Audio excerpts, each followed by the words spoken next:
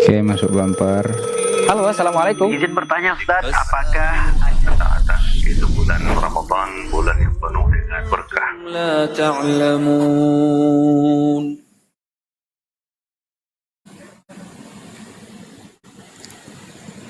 Baik.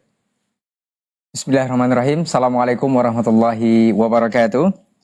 Alhamdulillahirabbil alamin wa bihi nasta'inu ala umuri dunya waddin. Asyhadu an la ilaha illallah wahdahu la syarikalah wa asyhadu anna Muhammadan abduhu wa rasuluh la nabiyya wa la rasula ba'da. Para pemirsa dimanapun antum dan antuna berada, alhamdulillah kita bersyukur kepada Allah tabaraka wa ta'ala. Di kesempatan hari ini kita kembali dimudahkan untuk sama-sama berjumpa kembali di program spesial Ramadan di Hasil TV, yaitu Tanya Jawab seputar Ramadan. Alhamdulillah untuk hari ini adalah hari ketiga di Ramadan 1447 Hijriah. Kita masih diberikan Allah Subhanahu wa taala kesempatan untuk bisa melaksanakan ibadah puasa, dan semoga Allah sampaikan kita ke penghujung Ramadan dan bisa memaksimalkannya di tahun ini. Untuk sore hari ini kita sudah bersama guru kita Ustaz Hasatin Zamani Siregar LCMA Habibullah taala. Kita bersyukur kepada Allah tabaraka wa taala, kemudian salawat dan salam kepada Rasulullah sallallahu alaihi wasallam selaku uswah hasanah kita dalam kehidupan, dan senantiasa kita bermohon salawat dan salam kita tersambung hendaknya kepada seluruh keluarga, kepada para sahabat-sahabatnya radhiyallahu anhu ajmain, dan juga kepada orang-orang yang berpegang teguh kepada sunnah-sunnahnya hingga hari kiamat kelak. Tapi pemirsa dimanapun antum dan antuna berada, sebelum kita jawab pertanyaan-pertanyaan itu seputar Ramadan di 081175500606 ataupun pesan singkat di layanan WhatsApp kita. Untuk yang melapor kita ingatkan untuk memastikan sinyal yang bagus dan juga fokus ke pesawat teleponnya. Kita sapa dulu guru kita yang sudah bersama kita untuk hari ini. Assalamualaikum Ustaz. Waalaikumsalam. Masya Allah. Kabar baik Ustaz ya? Alhamdulillah. Alhamdulillah kita di Masya Allah. Jazakallah khair Ustaz. Semoga Ustaz dan keluarga senantiasa dijaga Allah tabaraka wa ta'ala, dan begitu juga seluruh kaum muslimin, para pemirsa dimanapun antum dan antuna berada, semoga senantiasa dalam rahmat dan juga lindungan Allah tabaraka wa ta'ala. Baik, untuk tidak memperpanjang mukaddimah Ustaz, kita akan langsung saja ke tema atau program kita untuk hari ini. Sebelum kita jawab berbagai persoalan di line telepon yang sudah kita sediakan untuk pemirsa Hasil TV, kita dengarkan sedikit dulu mukaddimah dari guru kita untuk hari ini mengenai wasiat takwa. Kepada Ustaz kita persilakan, falyatafadhal mashkura. Nah Ustaz. Baik, jazakumullah khairan. Bismillah walhamdulillah. Wassalatu wassalamu ala rasulillah wa ala alihi wa sahbihi wa man walah wa la hawla wa la quwata illa billah. Amma ba'du. Kaum muslimin, para pemirsa Hasil TV yang menyaksikan rahimakumullah. Alhamdulillah kita bersyukur kepada Allah Subhanahu wa taala di tahun ini masih diperjumpakan dengan bulan Ramadan. Tentu hal yang tidak kita lupakan dan selalu kita ingat khususnya di bulan Ramadan adalah ketika membaca ayat di surah Al-Baqarah 183, ya ayyuhalladzina amanu kutiba alaikumusiyam kama kutiba alal ladzina min qablikum la'allakum tattaqun. Tentu kita fokus kepada akhir dari ayat ini ketika Allah mengatakan la'allakum tattaqun, bahwa puasa itu memang tujuan utama atau pencapaian yang diinginkan adalah untuk agar kalian bertakwa.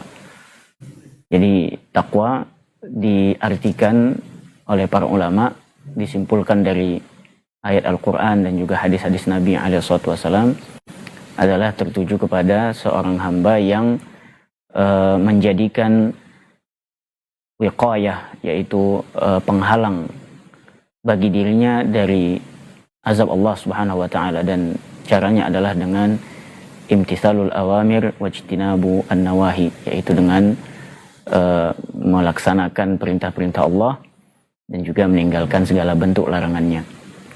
Sehingga hakikatnya kita meninggalkan makan, meninggalkan minum, dan meninggalkan seluruh yang membatalkan puasa, tujuannya adalah untuk bertakwa, untuk mengerjakan apa yang Allah perintahkan dan meninggalkan apa yang Allah larang, dan semua itu kembali kepada tujuan utamanya adalah supaya kita terhalangi dari azab Allah dan murka Allah dan neraka Allah Subhanahu wa taala nanti di hari kiamat, waliyadzubillah.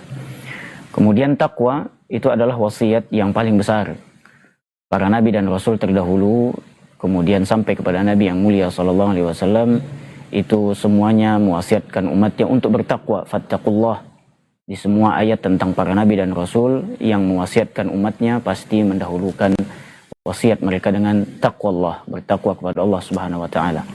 Demikian juga diikuti oleh orang-orang saleh setelahnya, sehingga wasiat yang paling utama untuk siapapun yang menyampaikan kebenaran, menyampaikan agama ini, tentu harus dimulai dengan wasiat takwa. Maka tidak asing kita mendengar di setiap khutbah Jumat pasti diawali dengan membaca firman Allah, ya ayyuhalladzina amanu taqullaha haqqa tuqatihi wa la tamutunna illa wa antum muslimun. Mengajak kita semua di setiap pekan diingatkan untuk selalu bertakwa kepada Allah Subhanahu wa taala. Jadi la'allakum tattaqun adalah untuk bertakwa, bahwa kita meninggalkan makan dan minum dan semua yang membatalkan itu hanya wasilah. Itu hanya wasilah, sehingga tujuannya untuk menyadarkan kita agar kita bertakwa kepada Allah.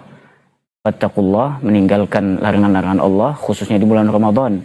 Karena kita menjaga puasa kita bukan hanya menjaga tidak makan dan tidak minum, tapi juga menjaga pahala itu agar tetap sempurna, tidak berkurang, apalagi dihilangkan hanya karena kita mengerjakan apa yang dilarang oleh Allah Subhanahu wa taala. Maka sebagai penggantinya kita melaksanakan apa yang diperintahkan oleh Allah Azza wa Jalla dan disunnahkan oleh Nabi yang mulia sallallahu alaihi wasallam. Dan di dalam banyak hadis juga demikian. Nabi SAW memberikan wasiat yang sangat banyak tentang takwa. Bahkan beliau pernah ditanya tentang apa yang banyak memasukkan hamba ke dalam surga. Beliau menjawab, taqwa Allah wa husnul khuluq, yaitu bertakwa kepada Allah. Dan salah satu bentuk takwa adalah memperbaiki akhlak dengan bergaul bersama manusia, bersama orang lain dengan akhlak yang baik. Itu termasuk dalam kategori takwa. Kemudian dalam hadis yang lain, beliau mewasiatkan Mu'adz bin Jabal dalam hadis yang masyhur. Beliau mewasiatkan kepada Mu'adz bin Jabal radhiyallahu anhu, ittaqillaha haitsuma kunt.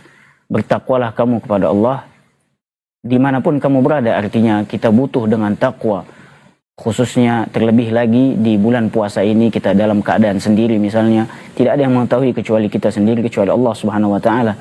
Maka takwa itu adalah wasiat yang paling besar, wasiat yang paling utama khususnya di bulan Ramadan. Itulah makanya Allah sebutkan di akhir ayat tadi, la'allakum tattaqun, agar dengan wasilah puasa, dengan wasilah puasa, tidak makan, tidak minum, kita hilangkan syahwat itu semuanya, maka kita tersadarkan untuk lebih besar ketakwaan kita kepada Allah Subhanahu wa taala. Berhati-hati, waspada untuk menjauhkan segala bentuk maksiat yang memang bisa jadi tidak membatalkan puasa, namun dia akan mengurangi atau bahkan menghilangkan pahala puasa itu, sehingga puasanya pun jadi sia-sia nantinya dan sangat disesalkan. Dan tentu penyesalan tidak ada nanti di akhirat, ketika ketika dihisab pahala puasa itu kosong, ya, sehingga tidak menghasilkan apa-apa, hanya mendapatkan lapar dan juga haus. Sehingga Nabi SAW juga sudah mengingatkan, man lam yada' qawla zuri wal amala bihi falaysa lillahi hajatun fi an yada'a ta'amahu wa syarabah. Sesungguhnya siapa yang tidak meninggalkan kebohongan dan beramal dengan kebohongan, dimaksudkan adalah maksiat itu, maka sesungguhnya Allah tidak butuh ketika dia meninggalkan makan dan minumnya, yakni dalam keadaan puasa. Subhanallah, jika tidak bertakwa dan tetap membiasakan diri dengan kelakuan buruk atau dengan maksiat yang diharamkan oleh Allah Subhanahu wa taala, tidak guna puasa kita, percuma kita lapar dan dahaga, haus, tapi Allah tidak membutuhkan puasa tersebut, waliyadzubillah. Maka wasiat yang paling utama adalah selalu mewasiatkan diri kita untuk selalu bertakwa kepada Allah sebagai bentuk tujuan kita berpuasa khususnya di bulan Ramadan ini. Semoga Allah Subhanahu wa taala memberikan kita kemudahan dan taufik agar bisa melanjutkan bulan puasa sampai akhir, dan tujuan untuk bertakwa kepada Allah Subhanahu wa taala kapanpun dan dimanapun kita berada. Semoga bermanfaat.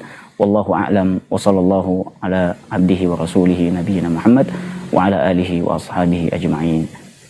Baik, barakallahu fiik, jazakallahu khairan untuk pendahuluannya di pertemuan kita untuk hari ini di Ramadan ketiga. Alhamdulillah kita masih dikuatkan dan diberikan kesempatan oleh Allah Tabaraka wa taala untuk menjalankannya. Semoga sesuai yang dinasihatkan oleh guru kita tadi bisa kita sampai ke penghujung Ramadan dengan memaksimalkannya. Dan seperti yang disampaikan juga bahwa wasiat takwa ini adalah salah satu indikatornya ataupun definisi yang disampaikan guru kita tadi adalah imtisalu awamir wajatin nabun nawahi, mengerjakan segala yang diperintahkan dan meninggalkan yang dilarang. Semoga kita bisa mengaplikasikannya dalam puasa ataupun Ramadan di tahun ini. Baik, sebelum kita jawab pertanyaan antum di 0811755606 melalui telepon langsung, ingin menelpon di telepon langsung dan di telepon WhatsApp, itu pastikan dulu sinyalnya yang bagus dan fokus ke pesawat teleponnya, atau mengecilkan volume televisi atau menonaktifkan saja pesawat televisinya biar lebih jelas pertanyaan yang antum sampaikan dan juga jawaban yang akan diterima atau diberikan oleh guru kita nanti. Kita izin Ustaz, kita bacakan pertanyaan yang pertama yang sudah masuk di layanan WhatsApp kita terlebih dahulu. Untuk pertanyaan pertama kita ke Pangkalan Kerinci dari hamba Allah, Ustaz. Assalamualaikum warahmatullahi wabarakatuh, Ustaz. Waalaikumsalam. Semoga Ustaz selalu dalam lindungan Allah Azza wa Jal. Amin.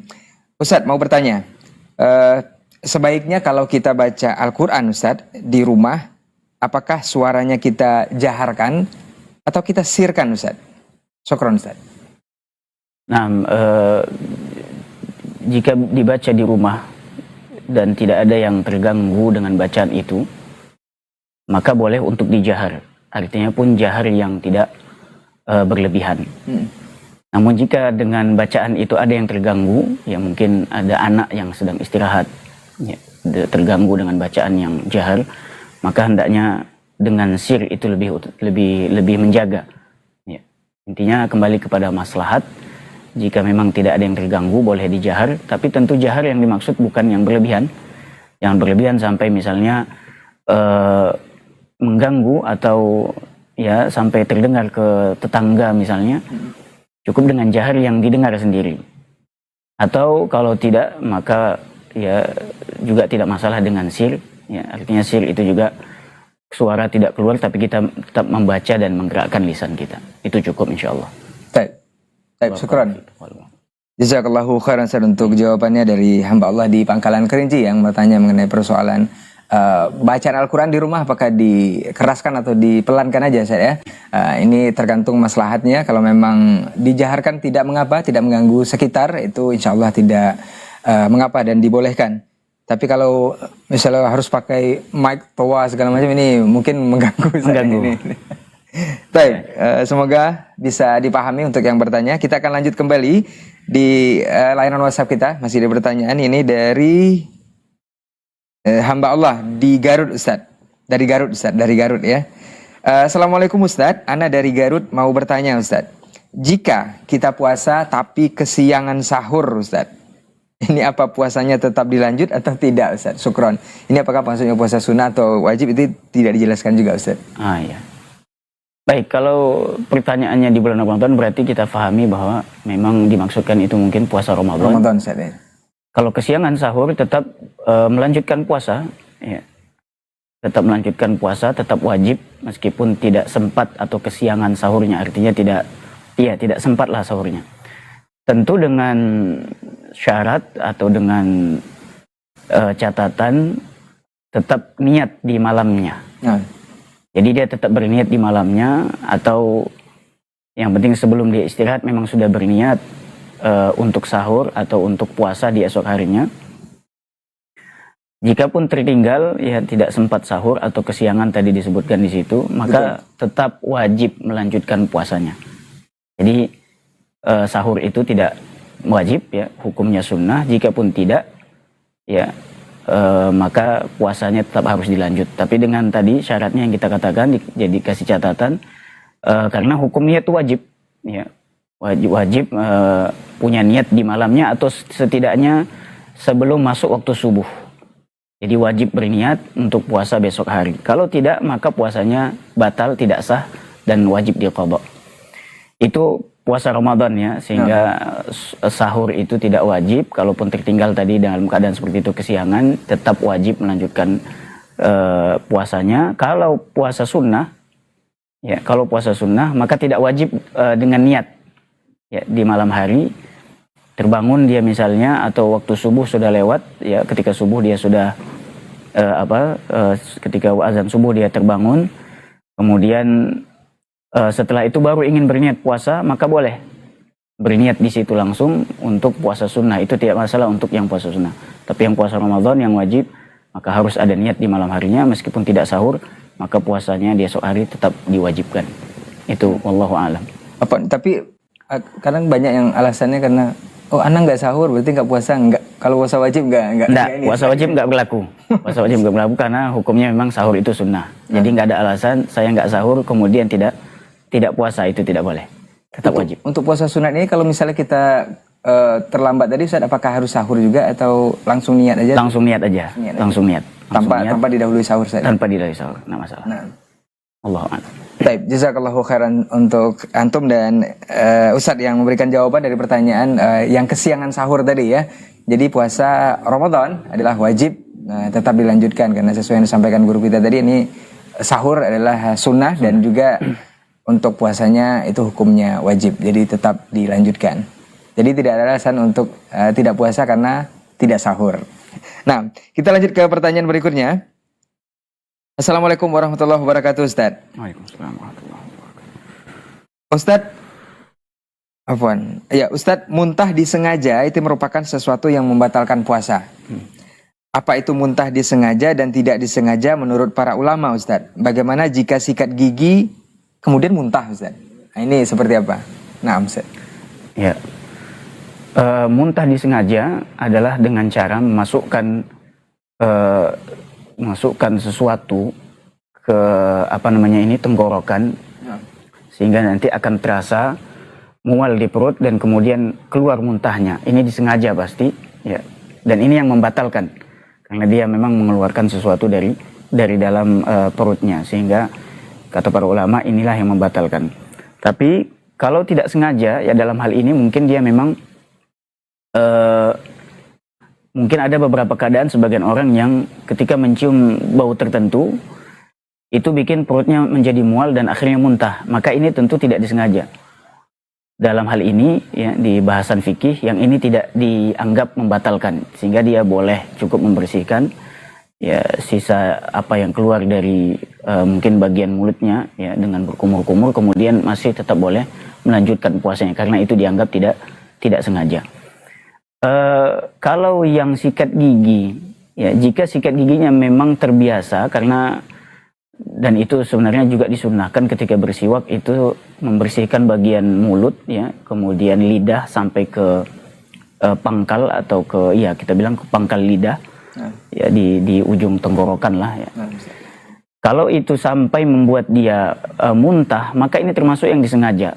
Ya meskipun itu memang boleh karena salah satu sifat siwak Nabi adalah ketika beliau bersiwak terdengar ada suara ya, artinya itu memasukkan siwak itu memang ke dalam mulut beliau supaya lebih membersihkan seluruh bagian mulut. Tapi kalau itu ternyata menjadikannya muntah, maka ini masuk dengan sengaja dan ditakutkan itu membatalkan karena masuk ke dalam kategori yang muntah dengan sengaja karena memasukkan sesuatu ke dalam bagian kerongkongannya itu sehingga terasa mual.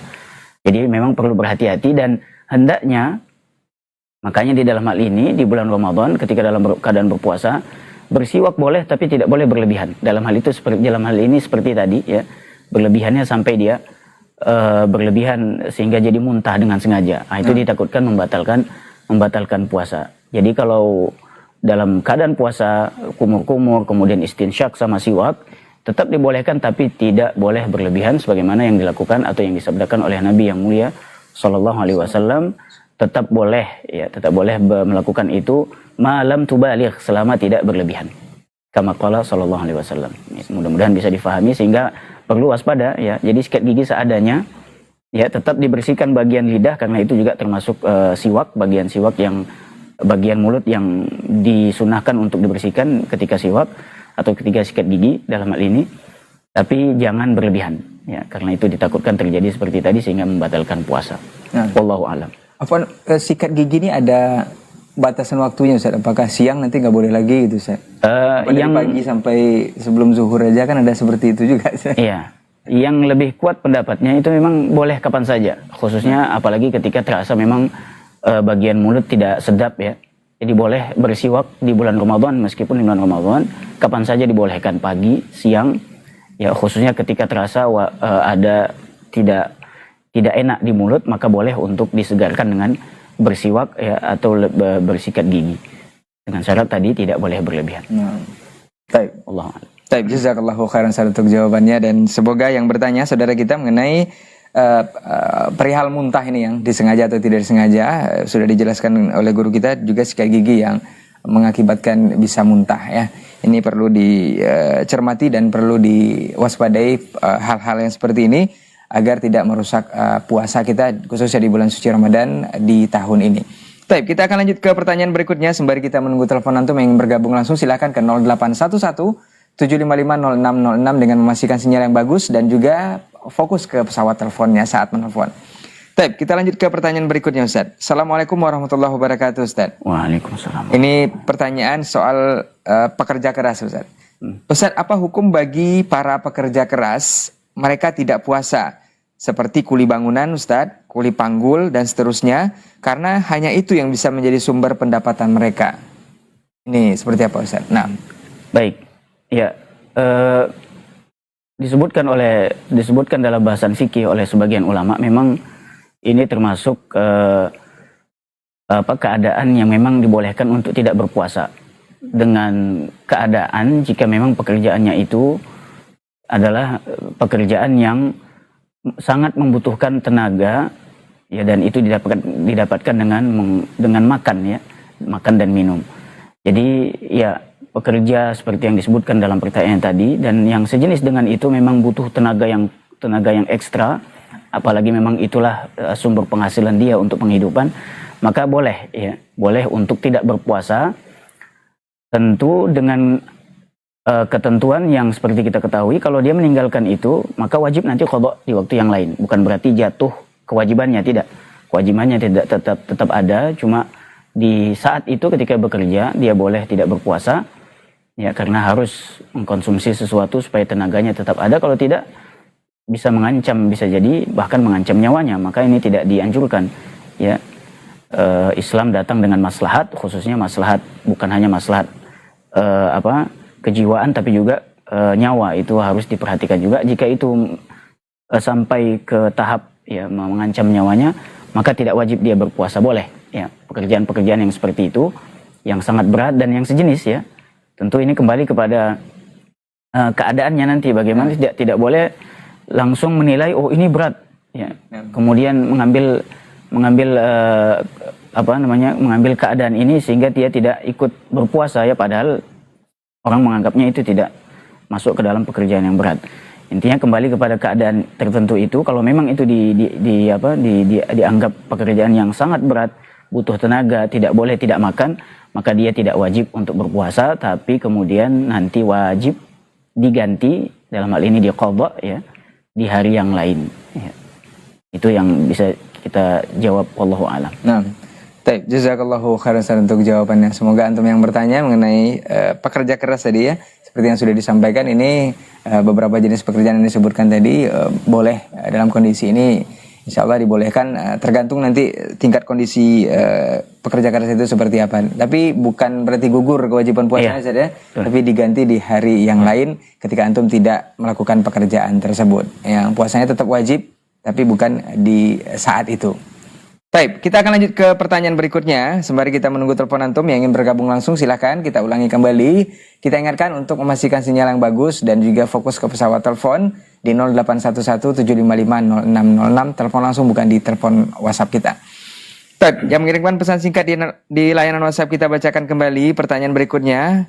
Assalamualaikum Ustadz. Waalaikumsalam warahmatullahi. Ustadz, bagaimana jika ada wanita yang masuk waktu maghrib, dalam tanda kurung ini buka puasa Ustadz, dalam keadaan ragu apakah haid yang ia temui saat maghrib keluarnya sebelum buka puasa ataukah sesudahnya? Ini jadi ragu Ustaz. Misal kebiasaan haidnya hari tersebut jam 4 sore, ketika dicek tidak keluar darah haid. Saat berbuka puasa itu sekitar jam 6-an baru ketahuan ada Ustaz darah haidnya. Bagaimana hukum mengkonsumsi obat penunda haid agar lancar juga puasanya? Ada 2 poin ini Ustaz. Nah, ya. Untuk wanita haid, yang namanya haid tentu ditandai dengan keluar darah. Hilangkan keraguan, yang penting patokannya adalah ketika darahnya memang sudah nampak jelas, maka di situ berarti sudah menjadi penghalang. Jika terjadi sebelum maghrib, meskipun hanya beberapa menit saja, sebelum berbuka, maka berarti dianggap puasa hari itu batal. Ya. Jadi sehingga nanti harus diqadha di hari yang lain. Karena dia meskipun beberapa menit ya, karena mendapatkannya sebelum waktu maghrib, sebelum selesai puasa hari itu. Tapi kalau ternyata pas ya, memang didapatkannya itu adalah setelah maghrib, setelah berbuka, maka tetap itu sah ya puasanya di hari itu, karena sudah menyelesaikan 1 hari ya berpuasa, sehingga tidak boleh puasanya berarti di hari berikutnya. Jadi sekali lagi jangan ragu ya, tentu setiap wanita ya harus memastikannya itu secara pribadi ya, yang penting keraguannya dibuang. Yang membuat kepercayaan itu adalah tentu masing-masing harus memperhatikan, menyaksikan melihat sendiri darahnya. Ya, jadi kalau darahnya sudah memang pasti dia keluar, tentu masing-masing akan merasakannya. Dipastikan kalau terasa, dipastikan kalau belum, maka tidak masalah. Berarti puasanya tetap berlanjut sampai nanti kalau diperiksa sekali lagi baru keluar. Jika itu sebelum maghrib, berarti puasanya batal untuk hari itu, dan boleh dia membatalkannya sebelum waktu maghrib ya. Jadi tidak boleh dilanjutkan karena itu sudah membatalkan puasa ya, tidak boleh dilanjutkan. Malah kalau dilanjutkan maka dia berdosa ya, karena orang yang haid, wanita yang haid tidak dibolehkan untuk berpuasa. Adapun yang tadi ditanya tentang mengkonsumsi, memang sebagian ulama boleh ya menyatakan, berfatwa boleh mengkonsumsi obat tertentu ya untuk menunda darah haid itu keluar, boleh, supaya dia mendapati kesempurnaan bulan Ramadan sehingga lebih leluasa dan tidak ya, mungkin dalam tanda kutip tidak banyak utang ya nanti setelah berakhirnya bulan Ramadan. Boleh ya, tidak masalah, tentu tetap diperhatikan maslahatnya. Kalau itu nanti berpengaruh, ada efek samping kepada kesehatan, sebaiknya tidak ya. Tapi kalau aman-aman saja, memang hanya sekedar menunda keluar darah, itu silakan dilanjutkan. Namun yang nampaknya kita pernah dengar terjadi itu akan ada efek sampingnya, ditakutkan. Yang ada sebagian wanita yang biasanya haidnya teratur, karena sejak mengkonsumsi itu akhirnya tidak teratur lagi. Ini juga akhirnya kadang-kadang sebagian wanita merasa sedikit terganggu. Kalau ini dirasa tidak enak, maka sebaiknya tidak ya. Karena datang bulan yang teratur itu lebih mudah ya, lebih mudah, karena mengaturnya kemudian lebih mudah daripada yang haid yang tidak teratur. Itu ditakutkan ya ada pengaruh yang lainnya untuk sebagian wanita. Jadi boleh, silakan mengkonsumsi obat itu dengan tetap memperhatikan maslahat tertentu, tentu kembali kepada masing-masing wanita. Ya. Wallahu a'lam. Baik. Nah, barakallahu fiik, jazakallahu khairan untuk jawabannya. Dari saudari kita barangkali yang bertanya untuk persoalan ini, persoalan haid ya, dan juga obat penunda haid untuk memaksimalkan puasa di bulan Ramadan. Semoga dipahami dan diberikan kemudahan dan juga bisa diterapkan ya. Dari jawaban guru kita tadi, kita akan lanjut ke pertanyaan berikutnya, masih seputar wanita haid ini, Ustaz. Assalamualaikum warahmatullahi wabarakatuh, Ustaz. Waalaikumsalam. Ustaz, bolehkah kita yang sedang dapat cuti bulanan ini di Ramadan ini ikut membaca Al-Quran tapi tidak memegang mushaf, tapi kita menggunakan handphone ataupun perangkat yang ada di kita? Katanya tidak boleh juga menyentuh handphone itu, atau boleh dilakukan atau boleh disentuh, Ustaz? Mana yang sebaiknya dilakukan? Syukron, Ustaz. Baik, tadi sebutkan cuti bulanan ya, berarti maksudnya datang bulan ya? Iya. Supaya tidak salah paham, takutnya cuti bulanan nih maksud cuti pekerjaan kan. Kalau cuti pekerjaan tidak masalah. Kalau yang dimaksud datang bulan ya, memang tidak dibolehkan untuk menyentuh mushaf, sehingga kalaupun ingin membaca bisa melalui hafalan jika dia punya hafalan. Kalaupun tidak, maka ada salah satu solusinya adalah kitab tafsir ya. Ada beberapa kitab tafsir itu yang juga masih mencantumkan tentu mushaf Al-Quran. Maka ini boleh ya, itu tidak masalah karena dia tidak termasuk mushaf, tapi dia masuk ke dalam kitab tafsir yang boleh dipegang oleh siapapun meskipun tidak dalam keadaan bersuci. Adapun yang menggunakan smartphone ya, dan yang sejenisnya, ada satu fatwa yang memang ini mungkin nampak baru atau sebenarnya sudah lama, tapi bagi para pendengar mungkin baru, itu masuk ke dalam hukum mushaf yang dicetak. Jadi dalam fatwa itu, kalau nggak salah berasal di Saudi, difatwakan itu mushaf yang ada di gadget kita, di smartphone itu, aplikasi tertentu, itu masuk hukum mushaf tercetak, sehingga siapapun yang tidak bersuci, ini seperti mushaf fisik Ustaz, ya, maka dianggap seperti mushaf fisik yang dicetak. Jadi tidak boleh disentuh sembarangan. Itu fatwa yang karena hukumnya masuk ke dalam mushaf fisik yang tercetak itu. Sehingga tetap bagi wanita yang haid juga tidak boleh sembarangan ingin membaca, memang ingin tetap membaca Al-Quran, tapi tidak, kalau ingin dari aplikasi tetap masuk hukumnya tidak boleh memegang mushaf seperti biasa. Karena ya hukumnya masuk ya, sama dia seperti memegang mushaf yang dicetak. Solusi yang tadi mungkin lebih baik ya, kalau dia punya hafalan bisa dari hafalannya sekalian ditasmi' mungkin supaya ada yang mengoreksi. Kalau tidak ya solusi yang lain adalah dengan kitab ya, kitab tafsir atau masuk dalam hal ini mungkin terjemahan ya, karena dia atau lebih tepatnya sebenarnya tafsir, kalau terjemahan dia masih masuk ke bagian Al-Quran ya, masih masuk mushaf karena dia cuma terjemahan. Tapi kalau tafsir sudah di dalamnya bercampur dengan tafsiran, perkataan para ulama dan seterusnya, jadi itu termasuk solusi ya. Tentu bisa kita baca bagian ayat Al-Qurannya supaya tetap bisa melanjutkan bacaan Al-Quran khususnya di bulan Ramadan. Mudah-mudahan bisa jadi jawaban ya, wallahu a'lam. Baik, barakallahu fiik, jazakallahu khairan untuk jawaban dan nasihat serta solusinya. Atau barangkali juga bisa diminta tolong saudaranya yang perempuan dibukakan gitu Ustaz. Masyaallah ya. Ditengokkan Ustaz. Boleh. Bisa juga. Jadi bukan kita sendiri yang memegang ataupun menyentuh Android ataupun smartphone-nya yang ada aplikasi Al-Quran. Baik, semoga dimudahkan untuk antum yang bertanya, saudari kita ya, yang dalam keadaan cuti bulanan, dalam tanda kurung kita perjelas lagi itu datang bulan. Datang bulan ya. Cuti bulanan di kantor atau pekerjaan. Baik, kita akan membacakan pertanyaan berikutnya dan sembari kita menunggu telepon antum di nomor yang sama di 0811755606 dengan sinyal yang bagus dan fokus ke pesawat telepon. Kita jawab pertanyaan di WhatsApp. Assalamualaikum Ustaz. Waalaikumsalam. Ustaz, di sebagian tempat itu tanda iftar biasanya dengan serine Ustaz, dan waktu imsak. Apakah tanda ini dihukumi seperti azan maghrib dan imsak, kemudian kita tidak boleh lagi makan atau kita berbuka gitu? Ini seperti apa Ustaz? Nah,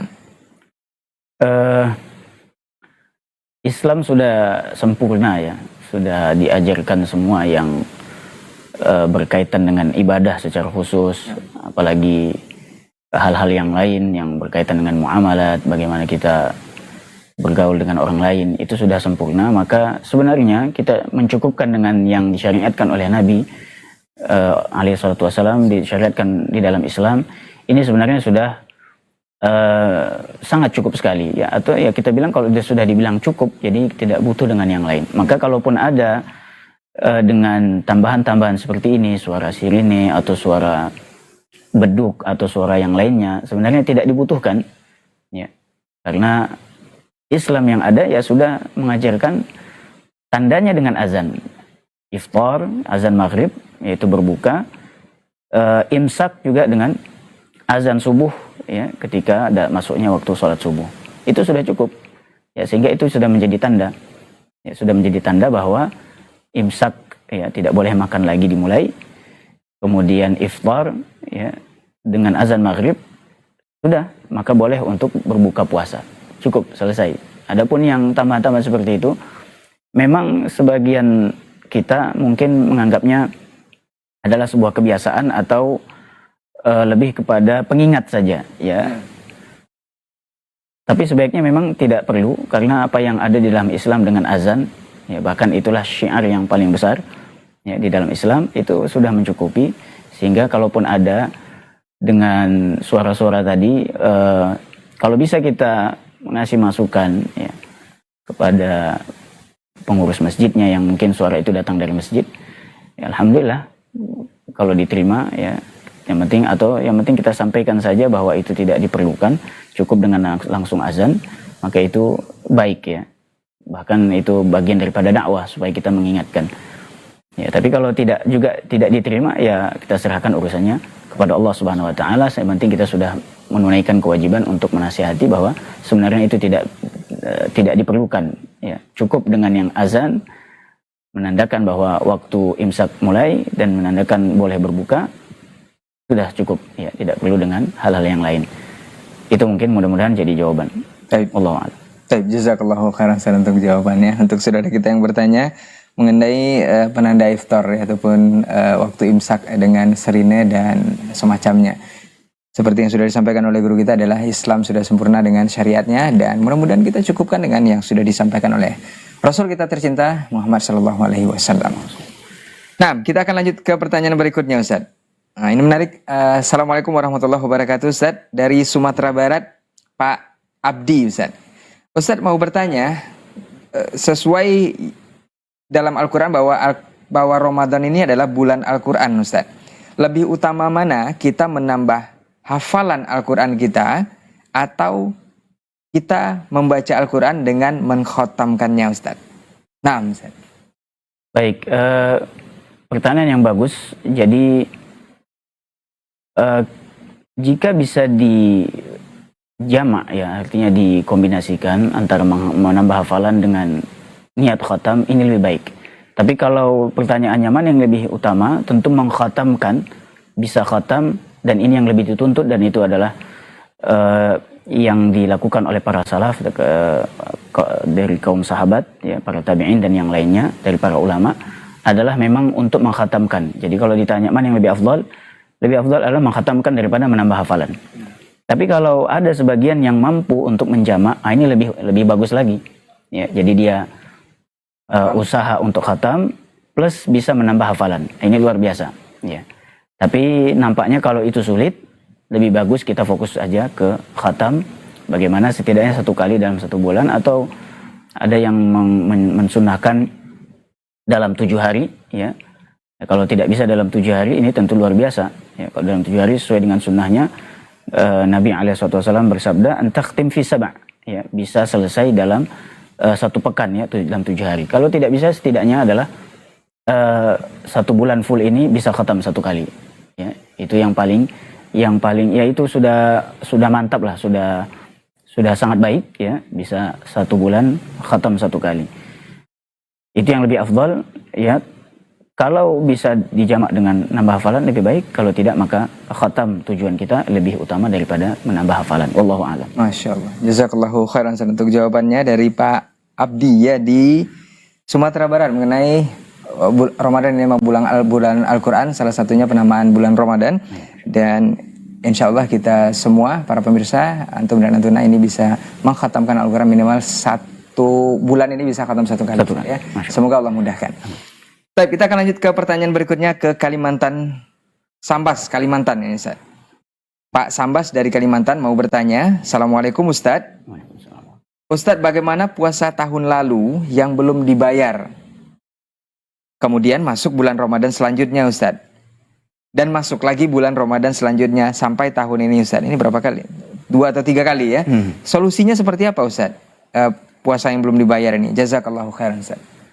Nah, tetap wajib qadha, ya, meskipun sudah sekian tahun berlalu, ya, dan pastinya setiap individu punya ingatan masing-masing atau memang ada catatannya supaya tidak tertinggal 1 hari pun. Intinya yang tertinggal beberapa tahun yang lalu itu tetap wajib untuk diqadha.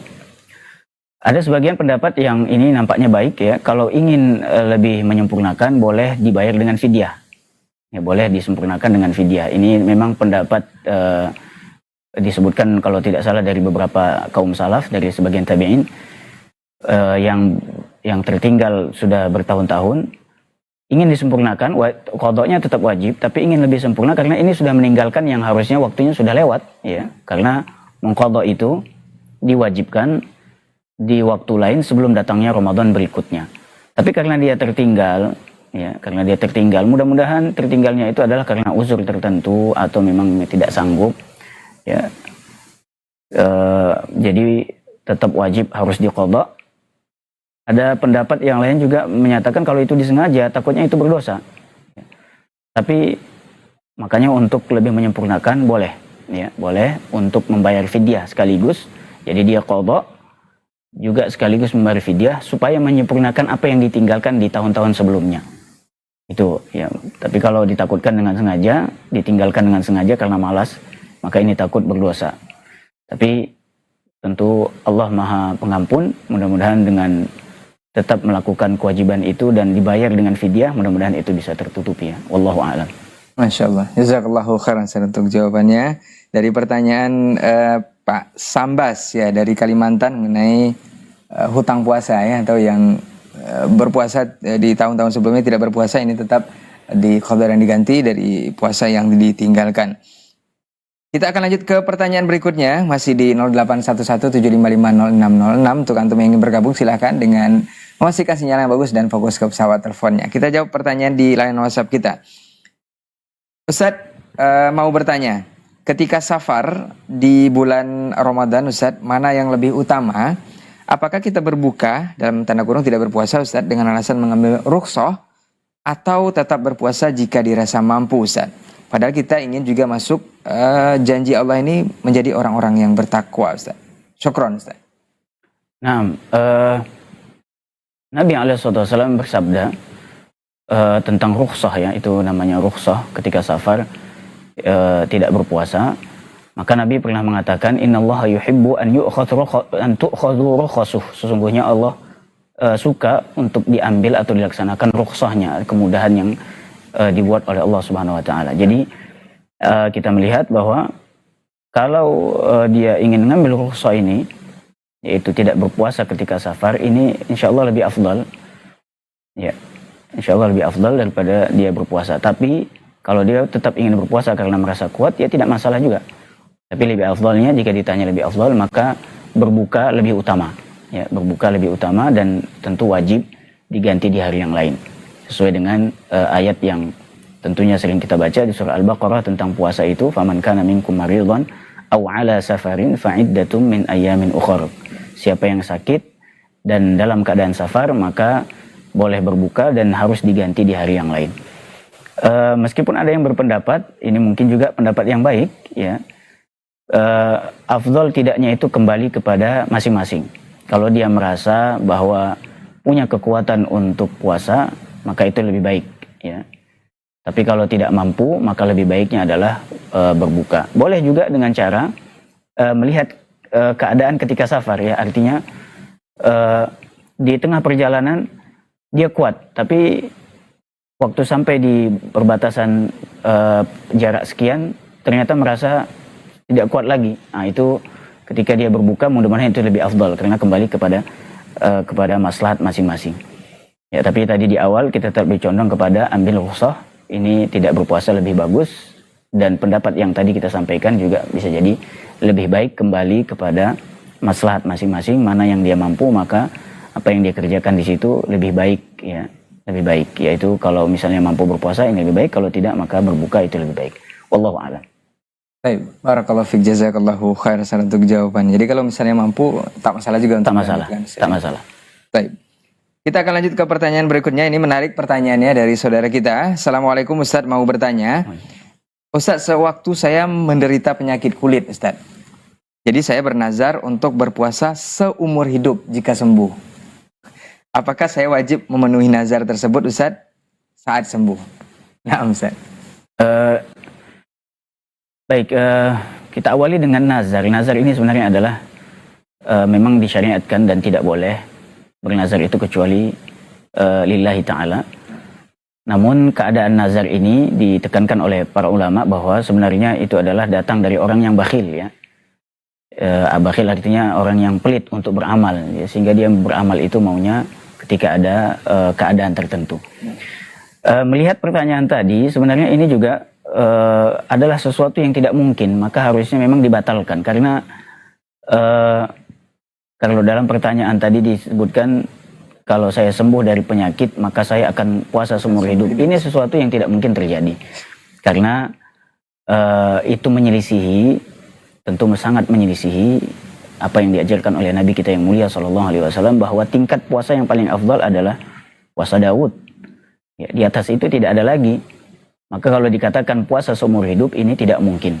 Ya, ini tidak mungkin karena puasa yang paling afdal adalah puasa Daud yang dilakukan berselang-seling, ya, satu hari puasa, satu hari tidak, kecuali nanti ketika datang bulan Ramadan maka dia wajib puasa Ramadan seterusnya. Tapi kalau dia niatnya adalah puasa seumur hidup seperti yang dikatakan tadi, kalau sembuh dari penyakit, karena ini tidak mungkin, maka sebenarnya nazarnya batal, ya, tidak perlu, ya, berarti tidak perlu dikerjakan dan harus bayar kafaratun nazar, ya, karena dia sudah nazar itu masuk ke dalam kafarah sumpah, ya, masuk ke dalam hukum seperti sumpah, maka harus memberikan kafarah, setidaknya dengan memberikan makan kepada orang miskin, ya, kalau tidak salah disebutkan 10 orang miskin, ya, itu sebagai bentuk kafarah karena dia bernazar untuk sesuatu yang tidak mungkin. Jadi sekali lagi memang tidak mungkin, ya, kita juga tidak pernah mendapatkan ada bentuk amalan itu puasa seumur hidup. Kalau semisal dengan puasa, pahalanya semisal dengan puasa seumur hidup, iya, yaitu nanti setelah bulan Ramadan kita berpuasa 6 hari bulan Syawal, maka itu dapat pahalanya seperti pahala puasa seumur hidup, itu iya. Tapi kalau melakukannya betul seumur hidup, maka ini tidak mungkin, sehingga nazarnya batal dan harus melakukan kafarah. Wallahu a'lam. Ini tidak masyhur juga, Ustaz, ya? Tidak masyhur. Memang tidak ada syariat. Tidak ada syariat. Karena tidak boleh. Ya, puasa yang seumur hidup itu tidak ada. Wallahu a'lam. Baik, jazakallahu khairan Ustaz untuk jawabannya dari saudara kita yang bertanya mengenai nazar, ya, khusus tentang nazar puasa yang dilakukan beliau seumur hidup. Mudah-mudahan bisa dipahami dan tentunya juga ini adalah ilmu untuk kita bersama yang menyimak di kesempatan hari ini. Pemirsa Asil TV dimanapun antum dan antuna berada, di program Tanya Jawab Ramadan bersama guru kita Ustaz Asadin Zamani Siregar LCM Hafizahullah Ta'ala. Kita akan jawab pertanyaan-pertanyaan antum kembali di 0811755606 dan juga yang ingin menelpon langsung dengan memastikan sinyal yang bagus dan fokus ke pesawat teleponnya. Kita jawab pertanyaan berikutnya, Ustaz. Assalamualaikum warahmatullahi wabarakatuh, Ustaz. Waalaikumsalam. Ustaz, teman saya masih memiliki utang puasa Ramadan 10 hari, Ustaz. Karena sakit mah. Utang puasanya 10 hari karena sakit mah. Sekarang kondisi dia saat berpuasa, mahnya bisa kambuh. Apakah dia tetap harus mengganti utang puasanya atau diganti dengan fidyah? Jika harus dengan puasa, Ustadz, bagaimana jika sudah masuk bulan Ramadan tetapi belum sempat membayar penuh yang 10 hari itu? Nah, Ustadz. Ya, mungkin jawabannya sama seperti yang tadi. Jika memang tidak dapat menunaikan hutangnya itu di hari lain sebelum Ramadan berikutnya, maka tetap wajib untuk diqadha di hari berikutnya kapan dia mampu. Terkait dengan ini, memang sebenarnya solusinya adalah memang boleh dia mengkonsumsi obat, khususnya ketika sahur, ya, supaya nanti mahnya ini tidak terasa mudah-mudahan.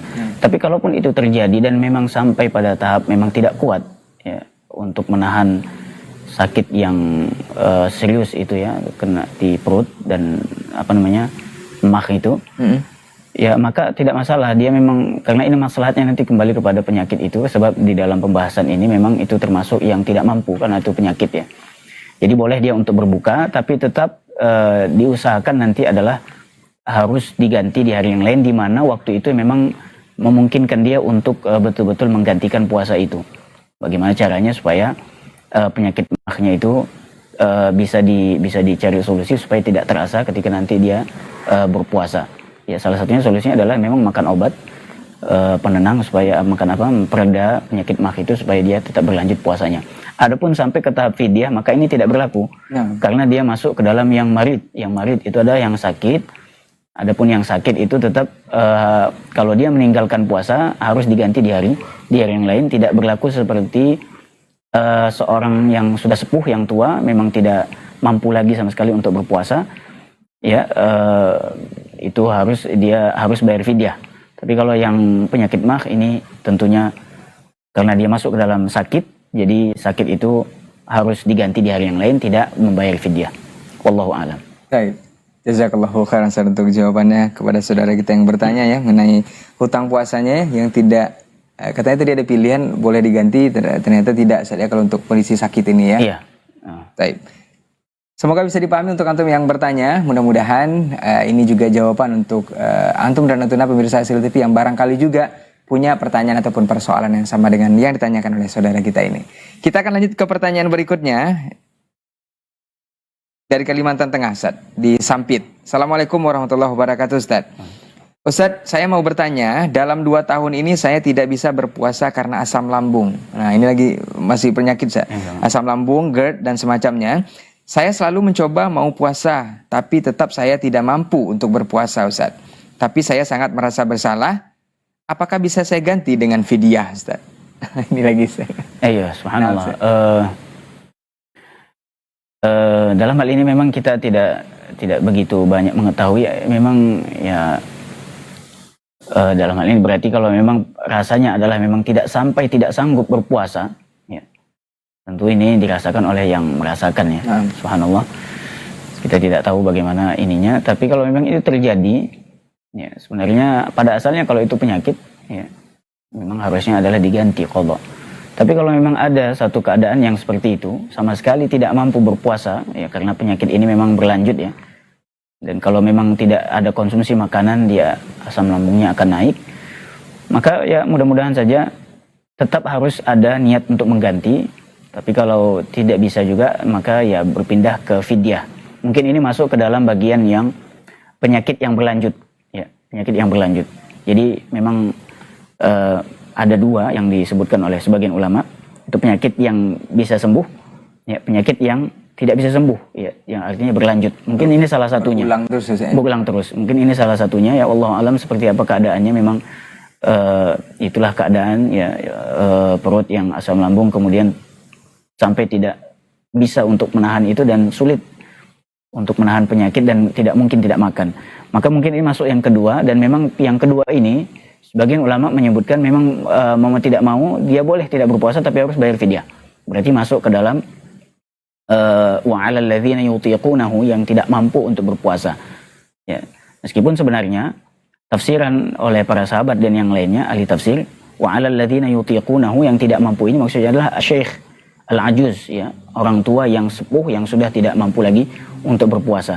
Tapi kalau memang itu keadaannya, mudah-mudahan saja bisa masuk ke dalam bagian yang kedua yang boleh untuk membayar fidyah. Jadi dia tidak berpuasa, tidak wajib qadha, ya, tapi tetap usahakan ada niat untuk mengqadhanya, karena dia masuk sebenarnya ke penyakit, bukan orang tua yang sepuh yang tidak mampu lagi puasa. Jadi boleh untuk membayar fidyah, ya, membayar fidyah, tapi niatkan tetap harus ada qadha di hari yang lain. Mudah-mudahan itu bisa menjawab ya, wallahu a'lam. Baik, jazakallahu khairan untuk jawabannya dan nasihatnya untuk Pak ya dari Kalimantan Tengah ya, di Sampit, yang katanya menderita penyakit asam lambung yang naik, yang ini ternyata berkelanjutan, dan semoga kondisinya bisa sembuh ya, kita harapkan. Dan seperti yang disampaikan Ustaz tadi, diusahakan untuk diganti di hari yang lain Ustaz ya. Kalau memang tidak memungkinkan rasanya, mungkin boleh pindah ke opsi yang kedua seperti membayar fidyah tadi. Tapi tetap diniatkan untuk kita mengganti atau mengqadha puasa yang ditinggalkan. Baik, kita akan lanjut ke pertanyaan berikutnya di 081175500606. Assalamualaikum Ustadz. Waalaikumsalam. Ustadz, apakah niat melakukan amalan puasa Ramadan dilakukan seperti niat-niat amalan lainnya? Ya, ini cukup di dalam hati tanpa diucapkan. Kapan waktu melakukan niat ini Ustadz? Apakah sehari sebelum Ramadan, malam akan puasa, atau sebelum sahur Ustadz? Apakah ini dilakukan sekali saja untuk puasa sebulan atau setiap harinya? Nah Ustadz, persoalan niat Ustadz. Ya, niat puasa memang sama seperti amalan yang lain. Itu niat asalnya adalah dalam hati, sehingga jika sudah cukup apa yang diniatkan dalam hati, maka itu kemudian amalannya sah. Dalam hal ini adalah puasa, maka hukumnya wajib untuk berniat. Tidak disyariatkan untuk mengucapkannya, ya, karena kalau niat diucapkan itu bukan lagi niat namanya, karena itu dia masuk ke kalam atau khobar ya, atau zikir ya. Niat yang diucapkan itu bukan lagi masuk niat, sebab niat para ulama sepakat itu memang yang dikerjakan di dalam hati. Kemudian untuk dalam hal ini untuk puasa Ramadan, niat itu harus dipasang atau diamalkan di malam, ya di malam hari. Batasannya adalah sebelum masuknya waktu subuh. Jadi sebelum masuk waktu subuh dan sahur, ya dengan sahur itu sebenarnya sudah sebagai tanda bahwa kita sudah berniat untuk berpuasa esok hari. Kemudian karena puasa ini memang per hari, ya Ramadan itu memang dia 1 bulan full, maka sehendaknya lebih baik memang niatnya itu adalah setiap malam. Jadi setiap esok harinya akan puasa, maka di malam harinya berniat. Meskipun ada yang membolehkan memang karena dianggap bahwa 1 bulan ini berlanjut, ada yang menyatakan niatnya itu boleh di awal, cukup saja di awal bulan Ramadan ketika sudah melihat hilal, maka niatkan untuk puasa. Namun karena sebagian orang itu adalah keadaannya nanti berbeda-beda, ya bisa jadi ketika di awal dia niat, nanti di hari kesekian takutnya ada keadaan tertentu sehingga mau nggak mau niatnya itu berubah. Ya, karena bisa jadi dia berbuka di hari itu karena keadaan tertentu, safar atau sakit atau yang lainnya. Maka dalam hal ini yang pertama tadi lebih mudah, ya, atau lebih kuat, ya, lebih kuat kecondongannya ke situ karena memang terputus dengan berbuka sehingga puasa itu harus diniatkan di malam harinya. Jadi setiap malam harus berniat, ya, setiap malam harus berniat untuk puasa di hari itu dan di hari berikutnya. Ini yang sebagaimana disebutkan oleh Nabi SAW, la siyama liman lam yubayyitin niyata fil lail. Tidak sah puasa seseorang jika dia belum memasang niat di malam hari. Artinya ketika Nabi mengatakan fil lail, berarti maksudnya di setiap malam untuk puasa di esok hari. Jadi batasannya di malam hari, ya. Jadi di malam hari batasannya sampai sebelum subuh, ya, sampai sebelum selesai waktu sahur. Mudah-mudahan bisa jadi jawaban, ya. Wallahu a'lam. Baik, jazakallahu khairan untuk jawaban dan juga nasihatnya kepada kita bersama untuk kesempatan hari ini. Semoga antum yang bertanya persoalan niat ini bisa memahami dan juga tentunya ilmu untuk kita bersama di hari ini yang khususnya sedang melaksanakan ibadah puasa Ramadan di 1447 Hijriah. Dan itu adalah pertanyaan terakhir yang bisa kita jawab untuk hari ini, Ustaz. Sebelum kita tutup pertemuan kita minta sedikit nasihat penutup dari guru kita. Fadhil Muskur, Ustaz. Ma'asyiral muslimin rahimakumullah, sebagai penutup tentu kita mengingat kembali bahwa puasa tujuannya adalah untuk bertakwa kepada Allah Subhanahu wa taala, maka salah satu bentuk wasilah takwa adalah dengan belajar. Ya, maka dalam hal ini yang namanya ibadah tentu kita butuh ilmu, sehingga kesempatan yang sangat baik bahkan di banyak tempat, ya, tentu di masjid yang paling utama, kemudian di tempat-tempat lain yang mungkin kita tidak berada di masjid, maka sempatkan, ya, ini sebagai bentuk takwa untuk, ya, menuntun ilmu, ya, belajar kembali, membaca, bertanya, agar kiranya puasa atau amalan yang kita kerjakan di bulan Ramadan itu terarah sesuai dengan ilmu yang berlandaskan Al-Quran dan juga sunnah-sunnah Nabi yang mulia Sallallahu Alaihi Wasallam, mulai dari puasanya, ya, kemudian qiyamul lailnya, kemudian juga sedekahnya dan seterusnya. Baca Al-Quran itu harus dibarengi atau dilandasi dengan ilmu sehingga sesuai dengan apa yang diajarkan di dalam Islam, dan tentunya kita berharap dengan itu diterima di sisi Allah Subhanahu wa taala, sehingga ketika selesai bulan Ramadan apa yang kita harapkan untuk wasiat takwa itu bisa didapatkan. Dan tentunya yang paling utama sebagaimana disebutkan dalam hadis Nabi, kita berharap bahwa setelah Ramadan kita diampuni dosanya oleh Allah Subhanahu wa taala. Mudah-mudahan bermanfaat. Wallahu a'lam wa sallallahu wasallam wa barak ala abdihi wa rasulih nabiyina wa sayyidina wa habibina Muhammadin wa ala alihi wa ashabi ajma'in walhamdulillahi rabbil alamin. Baik, barakallahu fiik, jazakallahu khairan untuk nasihatnya dan juga waktunya serta ilmunya yang sudah menjawab berbagai persoalan antum seputar Ramadan.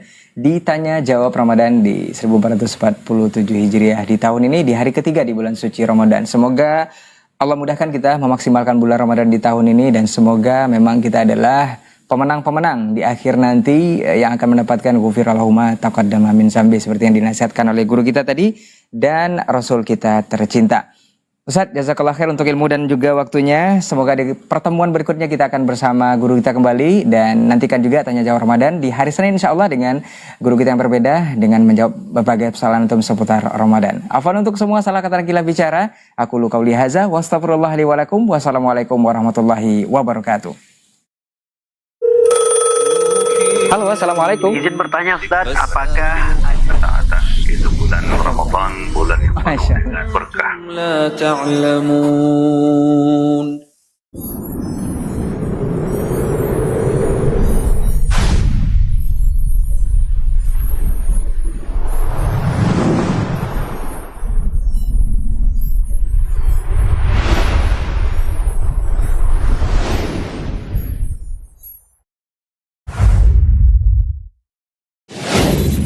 Assalamualaikum warahmatullahi wabarakatuh. Saudara-saudariku, para pemirsa SIL TV dimanapun Anda berada, rahimani wa rahimakumullah.